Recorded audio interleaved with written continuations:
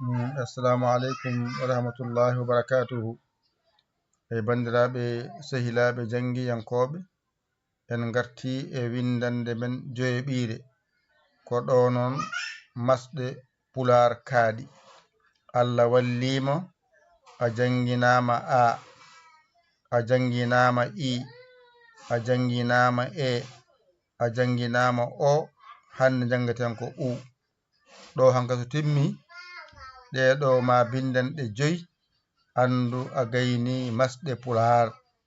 Karɗa masɗe pular binda a jangani, tawar ko ɗeɗo ma allujo joyi ɗe janguɗa woni a wawani.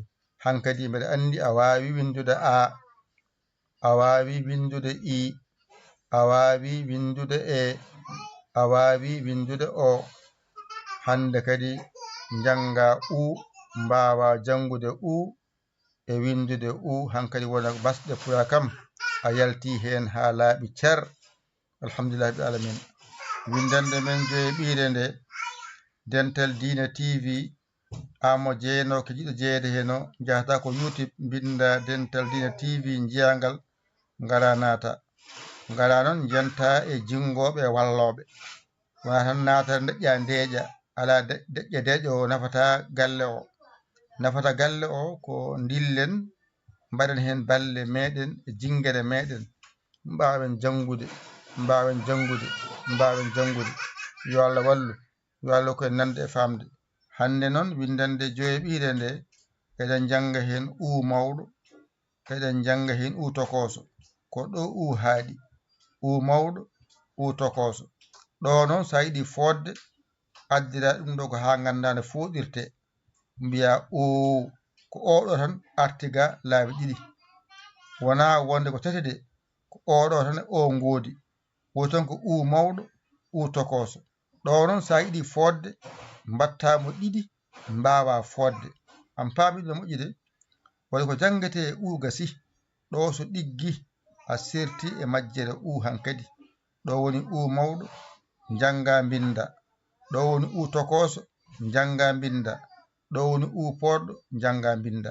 Ari ardi ƴette kuɗi mon e karneji mon, jangon u mawɗo bindon, jangon u tokoso bindon, jangon u poɗɗo gaynon bindon. Aɗa janga aɗa winda, aɗa wiya u mawɗo aɗa windora, aɗa wiya u tokoso aɗa windora, aɗa wiya o u poɗɗo aɗa windora.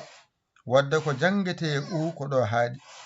Ngal ɗo alluwal noon ko ɗo kaɗɗen to bange masɗe pular ɗo kaaɗi. Mi holli on a mawɗo, a tokoso, a poɗɗo. Mi holli on i mawɗo, i tokoso, i poɗɗo. Mi holli on e mawɗo, e tokoso, e poɗɗo. Mi holli on o mawɗo, o tokoso, o poɗɗo. Hande mi holli on u mawɗo, u tokoso, u poɗɗo. Ko joyi tan ɗe kaaɗi.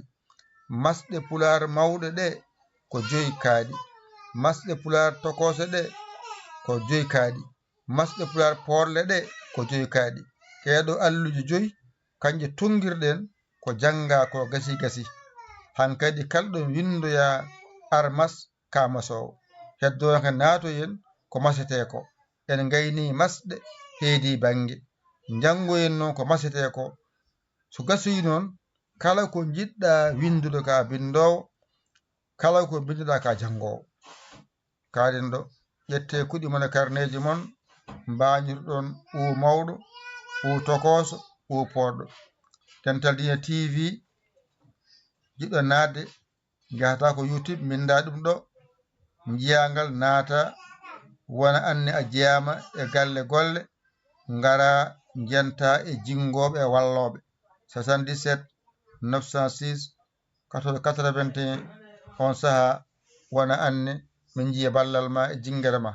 Ha noon jiɗɗo jangude lees o, rewe numéro he 77 906 14 81 jiyamin less, ngara min nawma dura lesgal jangoya toon. Ga ɓuranma heddade, keddoɗa ga janga ga.